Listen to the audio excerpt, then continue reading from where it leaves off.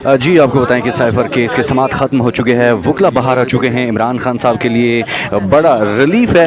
آج کی سماعت میں کیا کچھ ہوا؟ سلمان صفدر ہمارے ساتھ موجود ہیں۔ جی سلمان صفدر صاحب بتائیے گا کیا تفصیلات ہیں؟ دیکھیں، ہمارے بہت مکمل دلائل ہم اب دے چکے ہیں اور بینچ بہت سارے پوائنٹس پر آلریڈی کلیئر ہے۔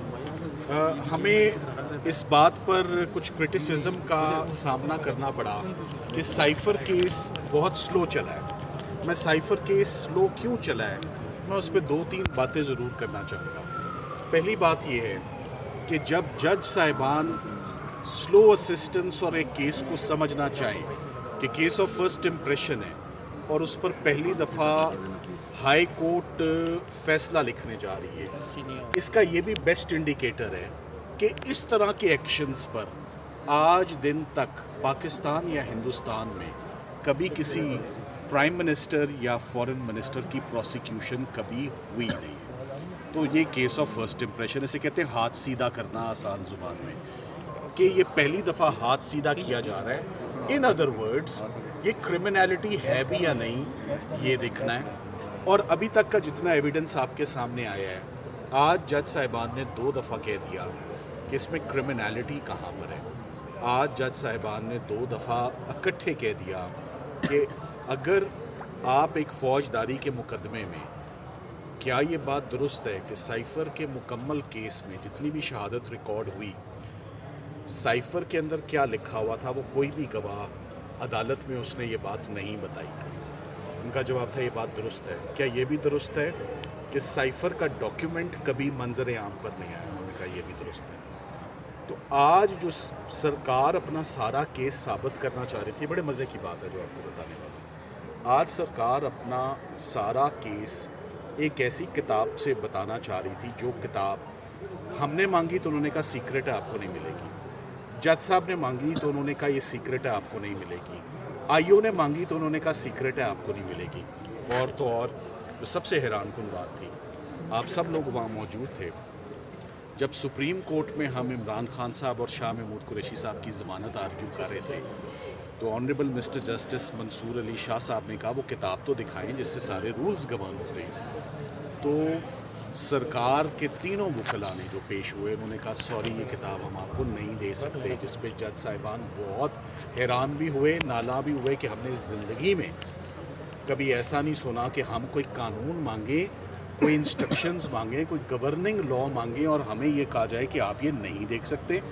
سو جس قانون کو کوئی دیکھ نہیں سکتا، اس قانون میں جج صاحبان نے آج ایک آہستہ آہستہ کرتے کرتے ایک سوال پوچھا کہ کیا یہ بات درست ہے کہ آپ اس کیس میں سزائے موت مانگتے رہے؟ اور کیا یہ بات درست ہے کہ جج صاحب نے سزائے موت تو نہیں، آپ کی جھولی میں ٹھیک ٹھاک سزا جو ہے وہ دے دی ہوئی ہے، 10 سال اور 2 سال دے دی ہے۔ انہوں نے کہا یہ بات درست ہے؟ تو انہوں نے کہا یہ آپ نے سزائیں لی ہیں سائفر یا اس کے کانٹینٹس یا کتاب جس سے یہ مستفید ہو سکتے تھے اس کو دیے یا سامنے لائے بغیر۔ تو یہ آج 2 دفعہ یہ سننے میں آئی بات کہ جو بھی شک ہوگا نا کسی بھی پوائنٹ کا، اس کا فائدہ ملزموں کو ملتا ہے اور انہیں کو ملے گا۔ ابھی سرکار نے اپنے دلائل جاری رکھے ہوئے، اور لمبا کر لیں، میں پہلے بھی کہتا ہوں سرکار نے یہ میچ جیتا تھا ہمیں باہر پھینک کر۔ ہم نے کبھی بھی ان کو باہر پھینکنے کی بات نہیں کی، ہم نے کہا آپ ان کو دل کھول کے سن لیں، ہمیں کوئی جلدی نہیں ہے۔ ہمیں جلدی تھی، ہم چاہتے تھے عید سے پہلے کوئی اچھی بات مل جائے، نہیں ملی تو نہیں ملی، تو پھر اچھا فیصلہ ہی لکھا جائے آنے والے ٹائم کے لیے، لوگوں کے لیے، وکلاء کے لیے، اسٹوڈنٹس کے لیے، رہنمائیوں کے سائفر کیا بلا ہے۔ اور آج جتنا آرام سے سرکار اپنے کیس کو پڑھ رہی ہے، جتنا زیادہ قانون کو پڑھ رہی ہے، اتنی گہری جو ہے وہ کھڈا ان کے لیے کھدتا جا رہا ہے جس میں وہ گرتے جا رہے ہیں۔ کل کا دن اہم ہے، کل کے دن یہ اپنے آرگیومنٹس کو کنکلوڈ کریں گے، وائنڈ اپ کریں گے، مگر سائفر کا کیس امپورٹنٹ اس لیے تھا کہ ہماری پہلے دن سے ایک حکمت عملی ہوتی ہے، اور وہ حکمت عملی یہ تھی کہ ہمیں کسی بھی صورت 4تھی دفعہ ایک کیس کو دوبارہ ریمانڈ نہیں کروانا۔ میں نے آپ کو پہلے بھی ایک دفعہ بول دیا تھا، آمد ہوئی تھی، آج پھر بول دیتا ہوں 4 मौके CSS की अटेम्प्ट में भी नहीं मिलते, 4 मौके मियाँ बीवी को भी नहीं मिलते। तो जज अबू उसनाद जुल्करनैन साहब को कैसे 4 मौके मिल जाएं कि एक ही केस पे वो चौथी दफ़ा अपना हाथ सीधा करें, और चौथी दफ़ा जो केस में कमियां रह गई हमसे सुन के उन कमियों को पूरा कर लें, फ्लॉस को, डिफेक्ट्स को, शॉर्ट कमिंग्स को, लकूनास को, उनको फिलअप कर लें।